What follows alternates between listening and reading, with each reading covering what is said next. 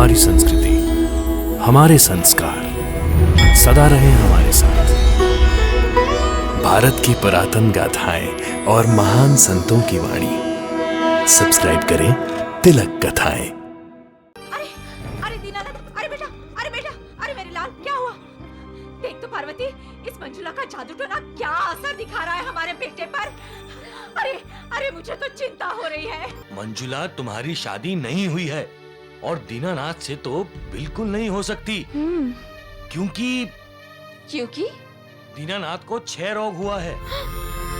TB, जिससे जिंदा बचना नामुमकिन है। मेरे एक भक्त ने 2 बार अपने नजदीकी रिश्तेदारों को मेरी दी हुई उदी भेजी, लेकिन बदकिस्मती से उसके रिश्तेदारों ने 2 बार अविश्वास किया और उदी फेंक दी। मैं आपका इशारा समझ गई साईं बाबा। आप पर मेरा विश्वास और मेरी श्रद्धा कभी नहीं डगमगाएंगे। आप ही मेरे भगवान हैं, आप ही मेरे तारनहार हैं। आप ही मुझे बदनसीबी के चक्रव्यूह से बाहर निकलने का मार्ग दिखाएंगे। सच्चाई से मुंह छिपाने का क्या फायदा पिताजी। आप और मैं सभी जानते हैं कि मेरी जिंदगी के कुछ ही दिन बचे हैं। आप मंजुला के घर संदेश भेज दीजिए, अब हमारी शादी नहीं होगी। पार्वती, देखो, रो मत।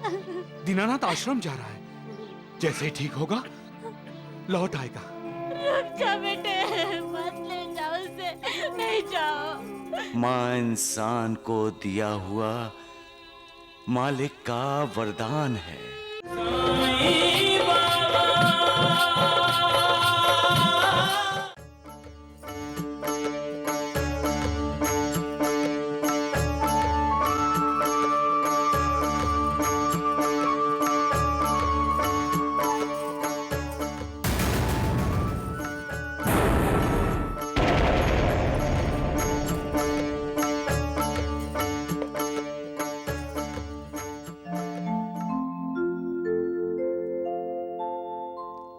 ऐसे क्या देख रहे हैं आप लोग? तुम्हारा पागलपन देख रहा हूं मैं। आरती भगवान की उतारते हैं बेटी, और तुम? ये मेरे भगवान ही हैं माँ, मेरे पति हैं, इसलिए मेरे परमेश्वर हैं। अब आप शादी की तारीख का इंतजार मत कीजिए, बल्कि समधी और समधन जी से मिलकर उनसे बात करके मंजुला की शादी जल्द से जल्द करवा दीजिए। अरे माँ, हाँ? मंजुला दीदी यही तो चाहती है ना? हाँ? बड़ी शरारती है। मैं आपके जाने का इंतजाम करती हूँ। शादी एक पवित्र बंधन है और उसके साथ साथ ये एक सामाजिक बंधन भी है। शादी 2 इंसानों के साथ साथ 2 दिलों की, 2 परिवारों की होती है। जब अग्नि को साक्षी मानकर फेरे लेते समय पति पत्नी शपथ लेते हैं, सप्तपदी कहते हैं। 7 जन्मों तक एक दूसरे का साथ देने का वचन देते हैं।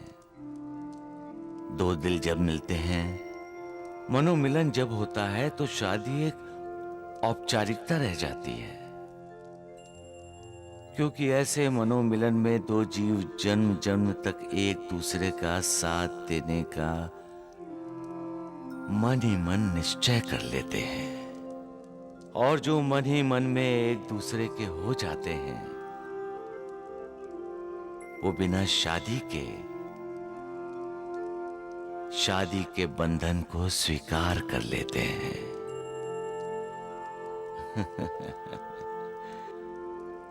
सबका मालिक एक। अरे दीनानाथ, अरे बेटा, अरे मेरे लाल, क्या हुआ? देख तो पार्वती, इस मंजुला का जादू टोना क्या असर दिखा रहा है हमारे बेटे पर। अरे मुझे तो चिंता हो रही है। मुझे तो लगता है मंजुला ने जो उदी भेजी थी, वो अगर दीनानाथ ने ले ली होती तो अब तक उसकी खांसी ठीक हो गई होती, लेकिन आपने तो वो उदी फेंक दी। अरे मुझे कह रहे हो तुम लोग? हाँ, तुम लोगों ने भी तो उदी बैलगाड़ी के बाहर फेंक दी थी।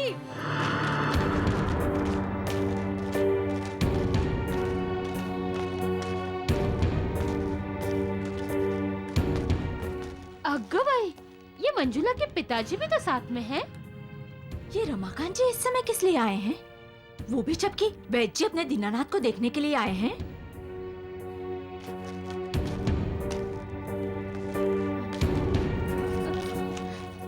नमस्ते। नमस्ते जी। रमाकांत जी शादी जल्दी करवाना चाहते हैं।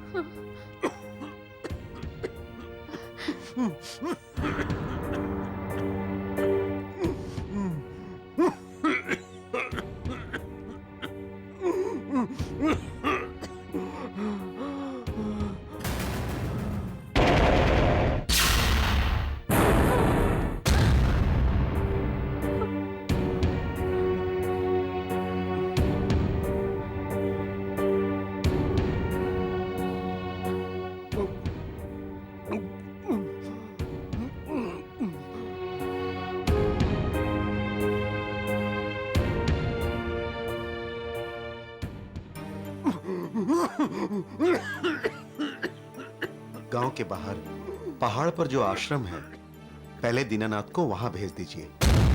ऐसे मरीजों को घर में रखना घर के और गांव के लोगों के स्वास्थ्य के लिए ठीक नहीं है। ऐसे मरीजों से क्या मतलब है आपका वैद्य जी? दीनानाथ को क्षय हुआ है, तपेदिक, टीबी, जिससे जिंदा बचना असंभव है, नामुमकिन।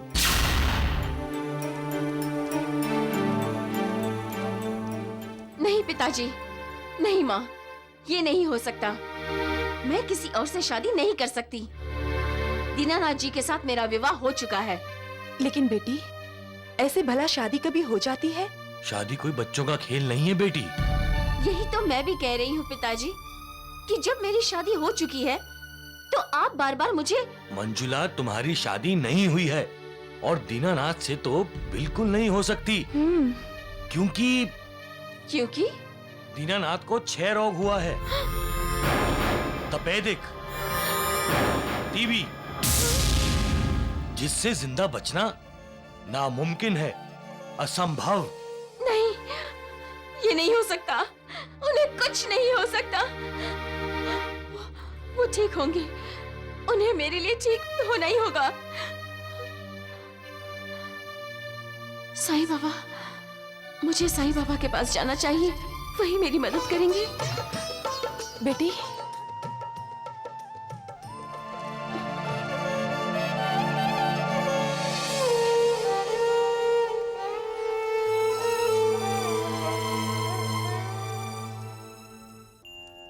मालिक की बनाई हुई इस दुनिया में इंसान के साथ जो कुछ भी होता है वो उसके प्रारब्ध और नसीब के अनुसार ही होता है। प्रारब्ध या नसीब इंसान के कर्मों से बनता है, उसे कोई नहीं मिटा सकता, स्वयं मालिक भी नहीं। इंसान जो भी कर्म करता है, अच्छे या बुरे, उसका फल उसे भोगना ही पड़ता है। जैसा हम चाहते हैं जब वैसा नहीं होता तो हम उसे अपनी बदनसीबी और बदकिस्मती कहते हैं।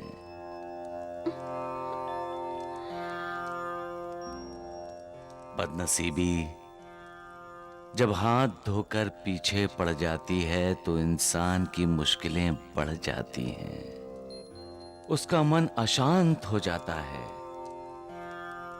उसकी श्रद्धा और उसका विश्वास डगमगाने लगता है। वो अपने भगवान पर भी शक करने लगता है।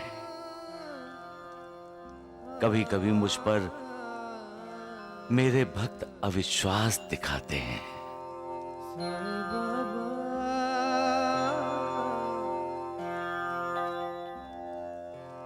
मेरे एक भक्त ने 2 बार अपने नजदीकी रिश्तेदारों को मेरी दी हुई उदी भेजी, लेकिन बदकिस्मती से उसके रिश्तेदारों ने 2 बार अविश्वास किया और उदी फेंक दी।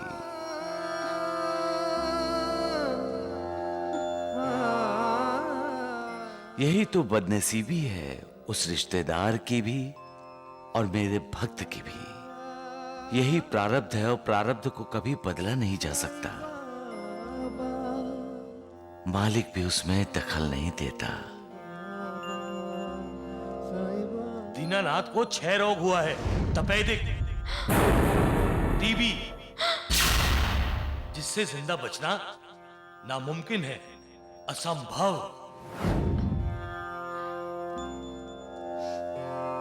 ऐसी हालत में भी जो मालिक पर श्रद्धा रखते हैं, विश्वास करते हैं और जो अनन्य भाव से मालिक की शरण में जाते हैं, उन्हें बदनसीबी के चक्रव्यूह से बाहर निकलने का रास्ता मिल ही जाता है। मैं आपका इशारा समझ गई साईं बाबा। आप पर मेरा विश्वास और मेरी श्रद्धा कभी नहीं डगमगाएंगे। आप ही मेरे भगवान हैं, आप ही मेरे तारनहार हैं। आप ही मुझे बदनसीबी के चक्रव्यूह से बाहर निकलने का मार्ग दिखाएंगे। आपने मुझे सुखी रहने का आशीर्वाद दिया है और मैं आपकी शरण में आई हूँ। मुझे आपका आशीर्वाद सच करने की शक्ति दीजिए साईं बाबा।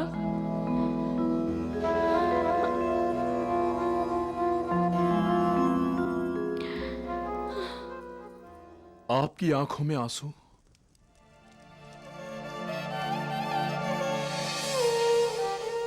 आज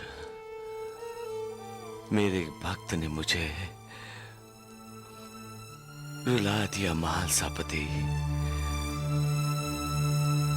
आज भक्त का कद श्रद्धा, भक्ति और विश्वास के कारण भगवान से भी ऊंचा हो गया। महालसापति, प्रारब्ध जानने के बाद भी श्रद्धा और विश्वास के बलबूते पर मेरा भक्त प्रारब्ध को ही चुनौती देने जा रहा है। होनी को अनहोनी में बदलने का इरादा कर लिया है उसने। लेकिन मेरे आशीर्वाद की लाज रखने के लिए मुझसे शक्ति मांग रहा है। धन्य है ऐसे भक्त महालसापति और धन्य है उनकी भक्ति।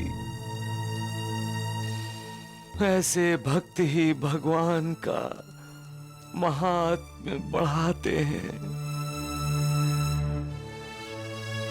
सबका मालिक एक।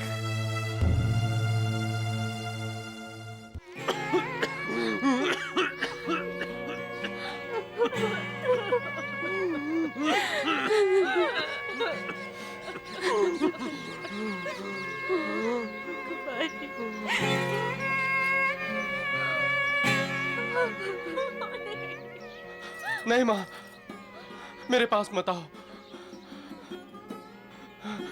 मुझे क्षय, टीबी तुम्हें भी लग जाएगी माँ। नहीं बेटे, बिल्ली के दांत उसके बच्चों को नहीं लगते। ये तो बच्चे ही। दांत बिल्ली को लगते हैं माँ, और मैं नहीं चाहता कि ये जानलेवा बीमारी आपको भी लगे।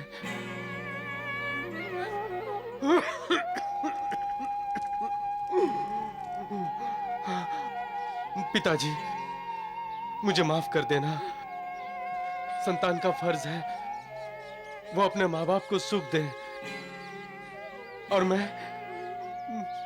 अभागा आप सबको दुख ही दुख दे रहा हूँ।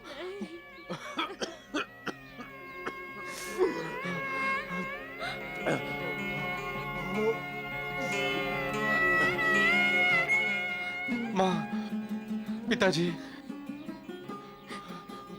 बेटा, तू बात मत कर बेटा। नहीं माँ, अब बात नहीं करूंगा तो मेरे पास वक्त ही कहाँ बचा है माँ। अरे बेटा, तू दिल दुखाने वाली बातें क्यों करता है? सच्चाई से मुंह छिपाने का क्या फायदा पिताजी। और मैं सभी जानते हैं कि मेरी जिंदगी के कुछ ही दिन बचे हैं।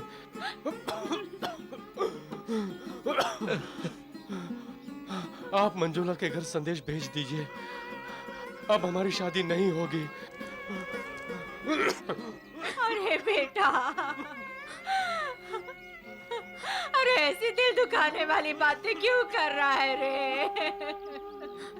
देख लेना बेटा, तेरी शादी भी होगी और इस घर को वारिस भी मिलेगा। नहीं बुआ जी, मैं जानबूझकर मंजुला की जिंदगी नहीं बर्बाद करूंगा। मंजुला निष्पाप है। मेरी भगवान से प्रार्थना है वो सदा खुश और सुखी रहे। सच्चा प्रेम स्वार्थी नहीं होता। सच्चा प्रेम हमेशा अपने साथी का भला चाहता है। 2.5 अक्षर का बना ये शब्द प्रेम इंसान को अपनी जिंदगी में कई प्रकार के साक्षात्कार करवाता है। माँ और बच्चे में, भाई भाई में, भाई बहन में, पिता और संतान में, दो दोस्तों की दोस्ती, ये भी प्रेम का ही एक रूप है। प्रेमी और प्रेमिका एक दूसरे को प्रेम बंधन में जकड़ते हैं। ईश्वर और भक्त में भक्ति का रिश्ता भी प्रेम का ही एक अंग है। अलग अलग रूपों का प्रेम इंसान की जिंदगी को रंगीन और खुशबूदार बनाता है। प्रेम का मतलब ही है श्रद्धा, भक्ति, विश्वास। जिन्हें प्रेम का साक्षात्कार होता है, उन्हें मानो ईश्वर का साक्षात्कार हुआ है। सबका मालिक एक।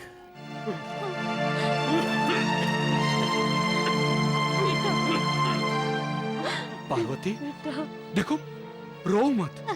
दीनानाथ आश्रम जा रहा है। जैसे ही ठीक होगा लौट आएगा। मत जाओ बेटे, इसे आश्रम नहीं लेके जाओ। दीदी मना करो इसे। दीदी। माँ, मैं भगवान से प्रार्थना करता हूँ कि अगले जन्म में भी वो तुम्हारा ही बेटा बना है, ताकि मैं स्वस्थ होकर तुम्हारी सेवा कर सकूं। पिताजी, बुआ जी और आपको दुनिया की सारी खुशियां दे सकूं। दीदी रोको ना उसे। दीदी बेटा रुक जाओ।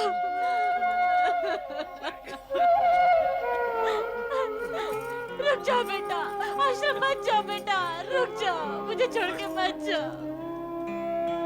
रुक जाओ बेटे, मत ले जाओ उसे। नहीं जाओ, नहीं जाओ, रोको उसे। आश्रम नहीं ले जाओ। नहीं। माँ भगवान की बनाई हुई एक सर्वश्रेष्ठ कलाकृति है। माँ